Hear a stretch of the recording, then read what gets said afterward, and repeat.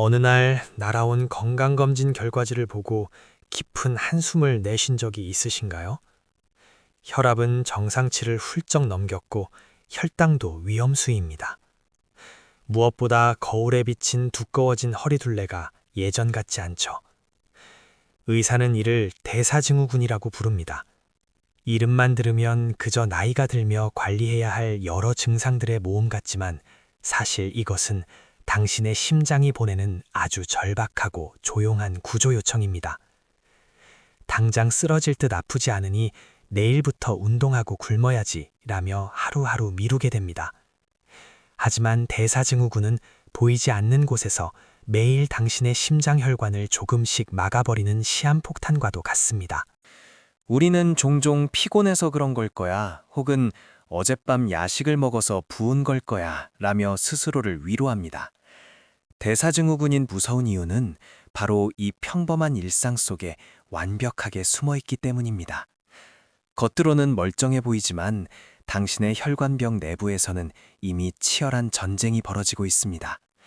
끈적해진 피가 혈관을 긁고 지나가며 염증을 일으키고 그 상처 부위에 찌꺼기가 쌓여 혈관이 좁아지고 있죠. 어느 순간 심장으로 가는 혈류가 멈춘다면 그 결과는 돌이킬 수 없는 치명적인 심장 발작으로 이어집니다. 당신의 그 막연한 불안감은 사실 아주 정확한 본능적인 경고였습니다. 하지만 너무 두려워하실 필요는 없습니다. 오늘 우리는 세계 최고의 심장 전문 병원으로 꼽히는 클리블랜드 클리닉의 마크 길리노브와 스티븐 니슨 두 명이가 쓴 책 하트 포원원의 세계로 들어갑니다. 포원원이라는 말은 미국에서 확실한 정보라는 뜻으로 쓰입니다. 이 책은 인터넷에 떠도는 수많은 가짜 건강 정보와 공포 마케팅 속에서 오직 과학적으로 증명된 진실만을 당신에게 알려줍니다. 두 명이는 수만 명의 심장병 환자를 살려낸 경험을 바탕으로 대사증후군이라는 벼랑 끝에 선 당신을 안전한 길로 안내할 완벽한 지도를 제시합니다.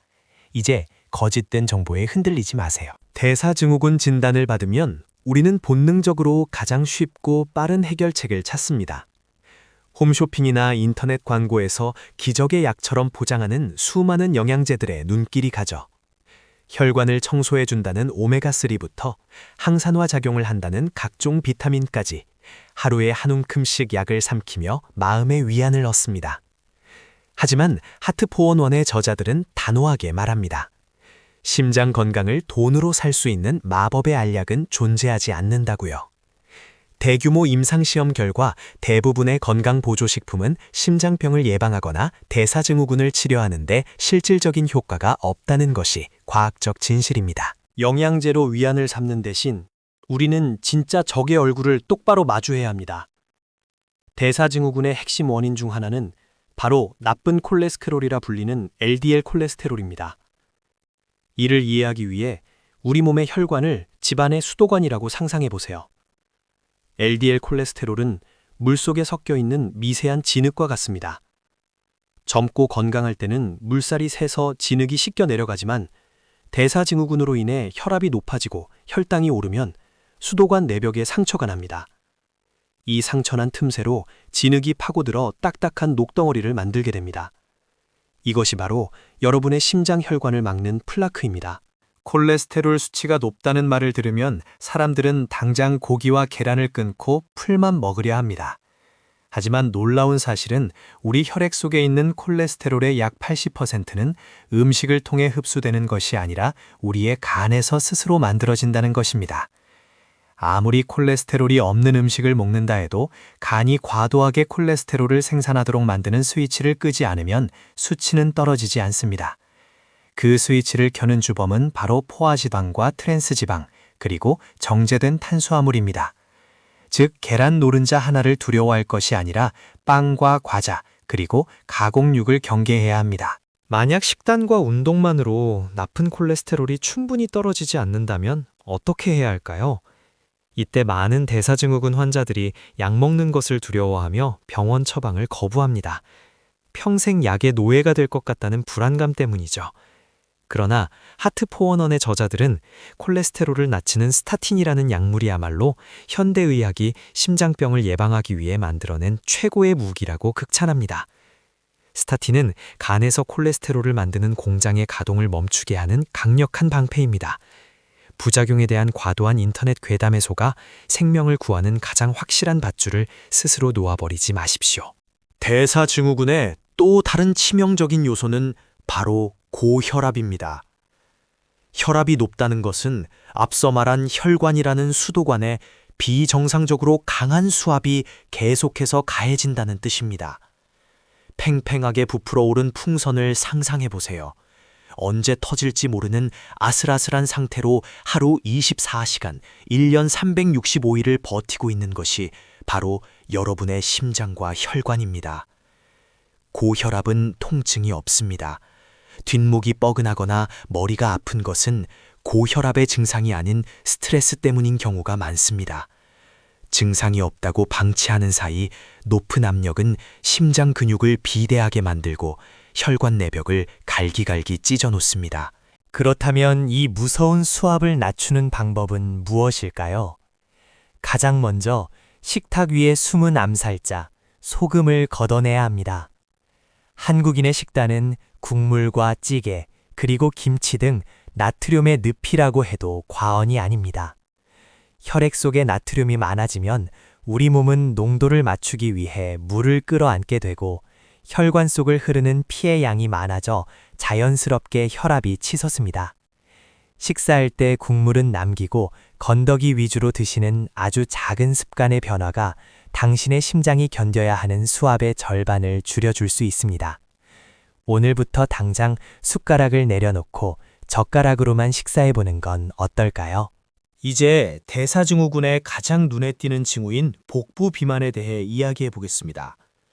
배에 두둑하게 잡히는 살은 단순히 미관상 보기 안 좋은 게으름의 상징이 아닙니다. 내장 사이에 잔뜩 낀 지방세포들은 살아 움직이며 끊임없이 독소를 내뿜는 악성 공장과 같습니다. 이 독소들은 우리 몸이 에너지를 정상적으로 사용하지 못하게 방해하는 인슐린 저항성을 일으킵니다. 문을 열어주는 열쇠임 인슐린이 고장나니 혈액 속에는 끈적끈적한 당분이 넘쳐나고 세포들은 굶주리게 되죠. 피로감은 심해지는데 몸은 점점 망가지는 끔찍한 악순환의 굴레에 빠지는 것입니다. 뱃살을 빼야 한다는 절박함에 우리는 원푸드 다이어트나 탄수화물을 아예 끊어버리는 극단적인 방법을 선택하곤 합니다. 일주일 만에 5kg이 빠졌다며 기뻐하지만 하트포원원의 두 의사는 이는 건강을 갉아먹는 환상이라고 경고합니다. 극단적으로 굶어서 뺀 살은 대부분 수분과 근육입니다. 우리 몸은 생존의 위협을 느끼고 에너지를 저장하려는 체질로 변해버리죠. 결국 다이어트가 끝나는 순간 무서운 속도로 요요 현상이 오고 이전보다 내장 지방은 더욱 단단하고 두꺼워집니다. 심장을 살리기 위한 여정은 단거리 전력 질주가 아니라 평생을 걸어갈 마라톤이어야 합니다. 그렇다면 대사증후군을 근본적으로 치료할 수 있는 마라톤의 식단은 무엇일까요? 책에서 가장 강력하게 추천하는 유일한 식단은 바로 지중해식 식단입니다. 굳이 비싼 올리브 오일과 이탈리아 요리만 먹어야 한다는 뜻이 아닙니다. 핵심은 나쁜 지방을 좋은 지방으로 바꾸고 가공되지 않은 자연의 식재료를 섭취하는 데 있습니다. 흰 쌀밥 대신 거친 잡곡밥을 선택하고 기름진 붉은 고기 대신 등푸른 생선과 두부를 즐기세요. 매끼 한 줌의 견과류와 신선한 채소를 더하는 것만으로도 여러분의 식탁은 훌륭한 한국형 지중해식 식단으로 재탄생할 수 있습니다. 지중해식 식단에서 가장 중요한 역할을 하는 두 녀의 특급 도우미가 있습니다. 바로 엑스트라 버진 올리브 오일과 아몬드, 호두 같은 견과류입니다. 이들 속에는 불포화 지방산이라는 아주 착한 지방이 가득 들어 있습니다. 착한 지방은 앞서 말씀드린 혈관 속을 막고 있는 끈적한 LDL 진흙덩어리를 부드럽게 녹여내고 염증을 가라앉히는 천연 소염제 역할을 합니다. 출출할 때 무심코 집어먹던 달콤한 빵 한 조각을 고소한 아몬드 열알로 바꾸는 순간 당신의 혈관은 좁고 막힌 골목길에서 넓고 뻥 뚫린 고속도로로 변하는 기적을 경험하게 될 것입니다.